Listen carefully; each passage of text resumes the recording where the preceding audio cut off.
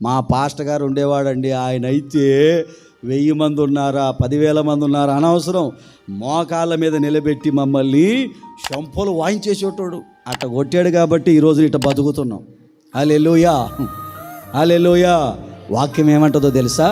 నీతిమంతులు గద్దించుట ఆశీర్వాదం అట. చెప్పండి, ఏంటది? ఆశీర్వాదం. ఫీల్ కాకూడదు. వాళ్ళు గారు ఎందుకంటే వాళ్ళకి నా గురించి తెలుసు. హల్లెలూయా. ఏ విశ్వాసి కూడా ఫీల్ కాకూడదు.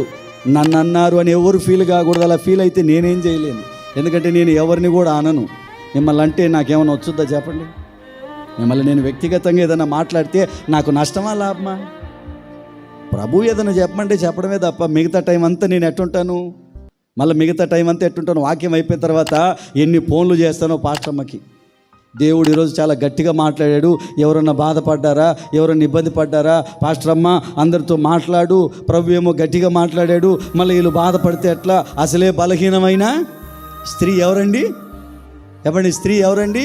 స్త్రీ అంటే మీరే కాదు, వీళ్ళు కూడా వస్తారు సంఘంలో. స్త్రీ అంటే ఎవరు? సంఘం బలహీనమైన. చెప్పండి, బలహీనమైన. మరి ఈ బలహీనమైన ఘట్టాన్ని ప్రేమిస్తుంది ఆయన అయినప్పుడు, ఆయనే ఒక్కోసారి గద్దించినప్పుడు మధ్యలో నేను, ఎందుకంటే అట్టబోయిన ఆయనతో బాధలు, ఇట్ట వచ్చిన మీతో బాధలు. అందుకని మధ్యలో నేను బాధపడుతుంటా. ప్రభువా, నువ్వేమో నిలబడమంటావు నిలబడతా, నువ్వు మాట్లాడమంటావు మాట్లాడతా. తర్వాత వాళ్ళు బాధపడితే ఎవరు బాధపడాలా? అందుకని మళ్ళీ ఏం చేస్తా నేను? మళ్ళీ పాస్టర్ అని పలకరించి ఎవరన్నా బాధపడ్డారా, ఎవరన్నా ఫీల్ అయ్యారా, వాళ్ళకు ఫోన్లు చేయి తల్లే, వాళ్ళని పిలుచు తల్లే, వాళ్ళందరితో మాట్లాడు. ఎందుకు అంటే బలహీనమైనటువంటి సంఘమును జాగ్రత్తగా ప్రభువుకు అప్పగించాలి. దేవునికి స్తోత్రం.